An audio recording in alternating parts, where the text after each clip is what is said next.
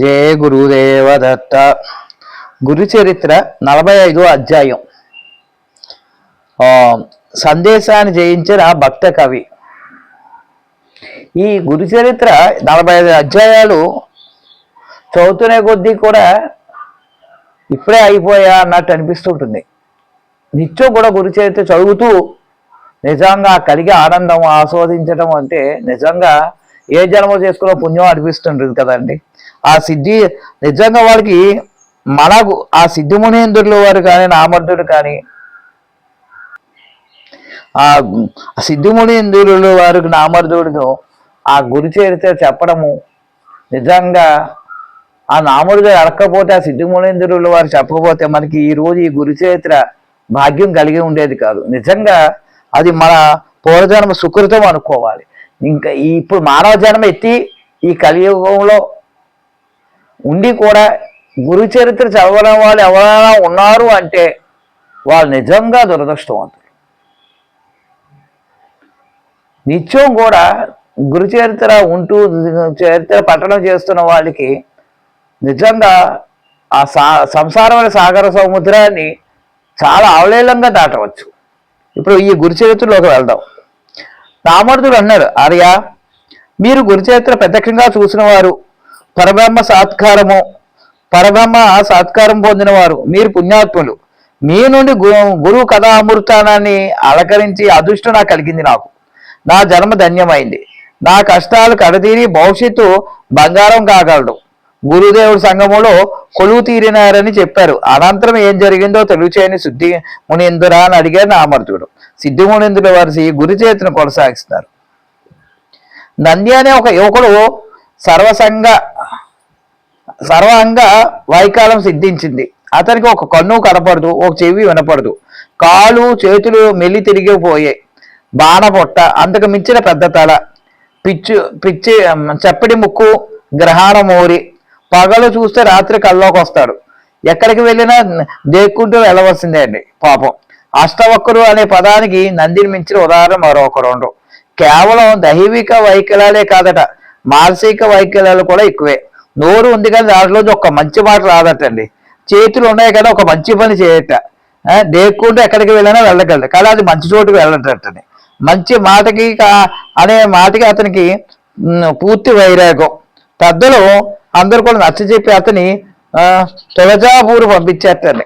అక్కడికి వెళ్ళిన అయినా నీకు అంతా మంచి జరుగుతుంది, ఏ పూర్వజన్మో ఇలా చేసుకున్నావు కాబట్టి ఇప్పుడైనా నీకు మంచి జరుగుతుంది అని. అతనికి ఇష్టం లేకపోయినప్పటికి కూడా అక్కడికి వెళ్ళాడు. ఎందుకు వెళ్ళాటండి? ఆ అమ్మవారిని తలుచుకోవడానికి అది వెళ్తే పూట గడుస్తుంది కదా. అక్కడికి వెళ్ళాడు. పాపం 3 ఏళ్ళు ఉన్నాడు. రోజు శుభ్రంగా తిని మీద శ్రద్ధే కానీ మనస్ఫూర్తిగా ఒక్కసారి కూడా అమ్మవారిని తలుచుకుంది లేదట. మళ్ళీ ఎవరిని ఏదైనా కోపం ఎక్కువ. అందరినీ అనలేని మాటలు అనేవాడు. అయ్యో నేను ఎక్కడున్నాను, పవిత్రమైన క్షేత్రంలో ఉన్నాను, ఇక్కడ ఎవరిని ఏమో అనకూడదు, కోపపడకూడదు అని దాసు కూడా అతనికి ఉండేది కాదట. అతను అన్ని అవసరాలు తీరిపోతున్నాయి కదా అనుకునేవాడు పాపం. అలా 7 నెలలు గడిపాడు. కానీ ఎప్పుడూ తల్లికి ఎన్ని భజనలు చేసినా నోట్లోంచి వచ్చినవే తప్ప మనసులోంచి ఎప్పుడూ రాలేదట పాపం. అతను ఎన్ని ఉపవాసాలు చేసినా మనసు తిండి మీదే ఉండేది, భక్తి మీద లగ్నమయ్యేది కాదు.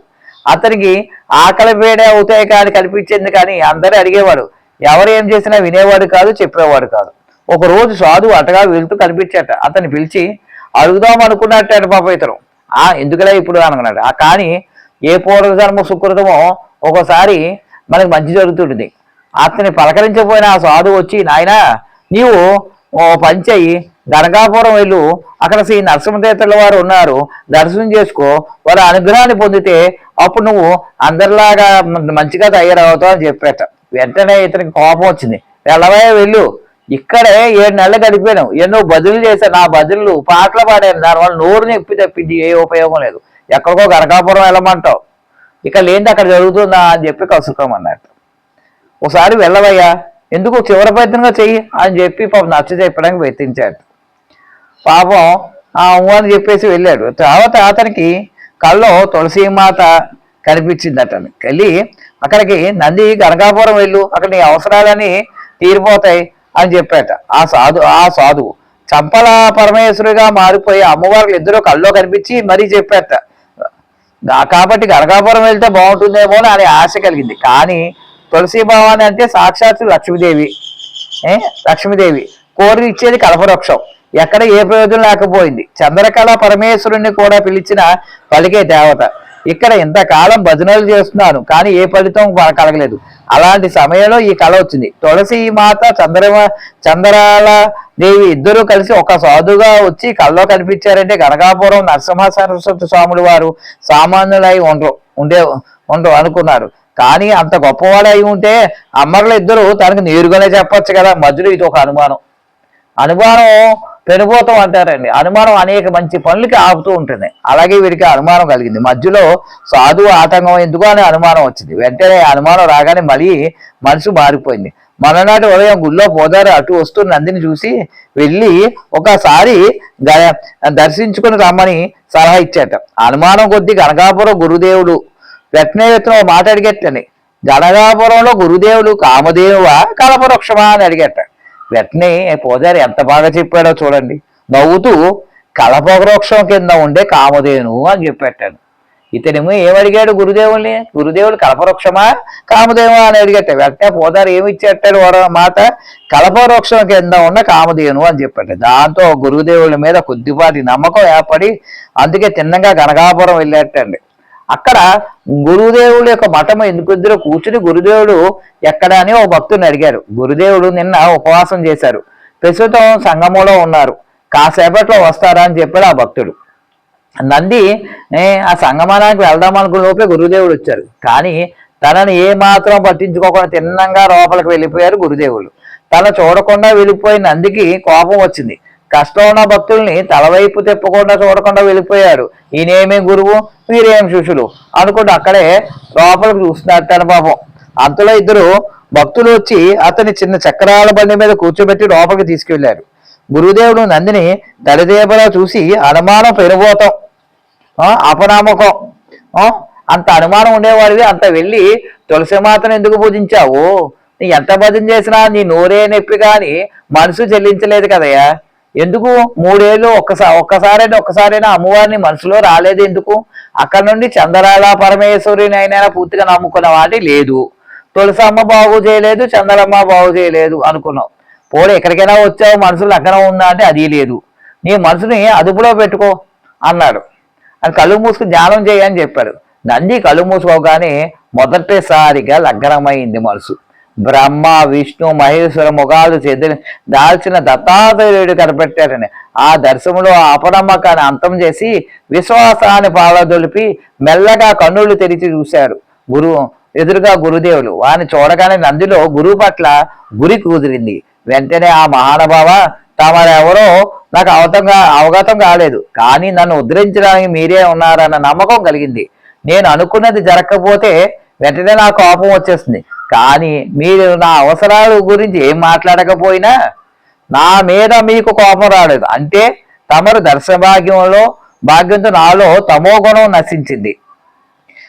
ఇంకా తమరు చెప్పినట్లే వింటాను, చెప్పండి ఏం చేయమంటారు అంటూ అతి కష్టం మీద చేతులు కూడా తీసుకుని నమస్కరించారు. గురుదేవులు చిరునవ్వుతో సంగమానికి వెళ్ళి స్నానం చేసేవయ్యా అని చెప్పాడు. పాపం ఎవరు వెళ్ళినా ఆయన ఒకే మాట, ఏమి తెలియనట్టు వెళ్ళి సంగమంలో స్నానం చేసేరావయ్యా అంటాడు ఆయన. లేకపోతే మేడి చెట్టుకి నీళ్లు పోయండి అంటాడు. కానీ ఆ భక్తులు మాత్రం ఆయన మీద ఒక నమ్మకంతో ఆయన చేస్తారు. ఈ పనులు చేస్తేనే ఆయన సిద్ధగలుగుతాయి కోరికలు అంటే కాదు, ఈయన ఏదో ఒక క్రియ చేయాలి కాబట్టి చేస్తారు. అందుకే భక్తులందరూ కూడా గురువులు ఎవరైనా ఏదైనా క్రియ చేయమంటే మనస్ఫూర్తిగా క్రియ చేయాలి. మరో ఆలోచన లేకుండా సంగమానికి బయలుదేరాడు నంది. అక్కడ ప్రవాహంలో కొట్టుకుపోతాడా అనే ఉద్రేతికి తట్టుకోపోతాడో అనే భయం కూడా కలగకుండా గురుదేవులు స్మరించుకుని మునిగి లేచాడండి. చచ్చబడిన కాళ్ళు సాధువులోకి వచ్చాయి. శరీరక అవలక్షణాలన్నీ కూడా పోయాయి. నల్ల కరి బుద్ధిలా ఉండే శరీరం ఇప్పుడు ధవల కాంతులతో తల మెరిసిపోతున్నాడటండి. ఎలా ఉన్నాడంటే రాకుమారులా ఉన్నాడు. చేతులు పనిచేస్తున్నాయి. గాయత్రి మాత్రం చాలా స్పష్టంగా చెప్పగలుగుతున్నాడు. సమభక్తిగా సంధ్యావందనం పూజ చేసుకుని తులసీమాతని చందలాదేవిని స్తుతించాడండి. చూడండి ఇక్కడ మొన్నటి వరకు కూడా వాళ్ళ వల్ల ఏ ఉపయోగం కలగలేదు అన్నాడు. పోలే ఈ సంగమ సాధన చేయడం వల్ల గురువు ఒక్కడే చేశాడు, నరసింహ సరస్వతిని పూజించలేడు. ఎందుకంటే తులసిమాతను వాళ్ళే కదా ఇక్కడికి పంపించారు. అందుకని వాళ్ళని కూడా స్మరించుకున్నట్టండి. చక్కగా. అక్కడ నుండి తిన్నంగా వెళ్ళి అశ్వత్థ వృక్షానికి ప్రదక్షిణాలు చేశాడండి. 7 బిందులు నీళ్లు పోశాడు. అక్కడ గురుదేవుడి యొక్క పాదుకుల వద్ద కొత్త కొత్త బట్టలు కనిపించాడు. వెంటనే జీవన వస్త్రాలు తుంచేసి కొత్త వస్త్రాలు ధరించాడు. తిన్నంగా మఠానికి వెళ్ళాడు. అప్పుడు ఆయన చూసిన వాళ్ళందరూ ఆశ్చర్యపోయారట. ఇందాక చూసిన ఇతనైనా చక్ర బండి మీద కూర్చోబెట్టి తీసుకొచ్చాం కదా ఈయన, ఇప్పుడు ఏంటి ఇద్దరు అలా మర్చిపోతున్నారు అనుకున్నట్ట. ఆఖరికి ఎలా ఉందంటే గురుదేవుడు కూడా ఈయన కాదా అని అనుమానంగా చూస్తారటండి ఆయన్ని. చూడగానే రాగానే నంది ఒక పాట పాడవయ్యా అన్నట్టు. ఆహా, నా జీవితంలో నా నోటి నుంచి ఒక మంచి మాట రాలేదు, ఒక మంచి పని చేయలేదు, నేను మీ ఒక గురుదేవుని మీద పాట పాడటమా, అది అయ్యే సాధ్యమైన, కానీ మీరు పాడమన్నారంటే ఏదో కారణం ఉంటుంది అనుకుని ఆయన ఒక పాట అందుకున్నట్టని. గురుడా సద్గురుడా నరుడికి దీనకరుడా, నీ మహిమలు ఎరగనేవా, నీ మాటలు జరగనేవా, ఓ గురుడా ఓ సద్గురుడా నరుడికి దీనకరుడా అంటూ తన యొక్క పాటల్ని చాలా చాలా గొప్పగా పాడేటండి. లాస్ట్ని పంచతత్వములు ఒకటిగా మారి పంచభూతాలు ఒకటిగా చేరి మేధ మనసు మనలో కూర్చి ప్రాణ పోసిన త్రిమూర్తులంటే నీవే కదయ్యా అన్నట్టు. నీ గురి చరణాలను అనింతర గంధ రూపమైన ఛందస్సుతో అపూర్వమైన భాషలో అనునుమైన భావాలతో అంతరాత్మ సురిస్తూ అనునుమైన పాటలు ఎన్నో రచించాడండి. ఆయన ఎలాగా నంది నుంచి నందీశ్వర కవిగా ప్రసిద్ధి గావించాడు. ఆయనకు గురుదేవులే స్వయంగా కవీశ్వరుడు అనే బిరుదిచ్చేటండి. ఆ విధంగా ఒక కురుపి సర్వసంగ సుందరుడుగా మారి అనునుమైన కవితాన్ని రచించారు. ఆయన పాటలు పాడి ఈనాటికే కాదు ఏ నాటికి కూడా గనగాపురంలో వినిపిస్తూనే ఉంటాయి. సిద్ధివిందురుడు కురుపి బుద్ధి అయిన నంది సుబుద్ధిగా సుందరకారుడుగా మారి వివరించిన నామరుదుడు సిద్ధిమునీంద్రుడు నందీశ్వరుడు కవీశ్వరుడుగా మాత్రమేనే కాక లేక గురుదేవుల కృపతో మహాకవులుగా మారి వారు ఎవరికైనా ఇంకా ఉన్నారా అని అడిగితే ఈయన ఒకడైనా ఇంకెవరైనా ఉన్నారని, అలాంటి వాళ్ళు కొన్ని వేల మంది ఉన్నారయ్యా అని చెప్పేటండి. అందులో అతి ముఖ్యమైన వారు నరకేసరి, ఎంతో ప్రసిద్ధి చెందారు. వారి కథ కూడా విపులంగా చెప్తాను విందుగాని అని చెప్పారు. ఆ నరకేసరి కథ 46వ అధ్యాయంలో చెప్పుకుందాం. ప్రస్తుతం 45వ అధ్యాయం సంపూర్ణం. జయ గురుదేవ.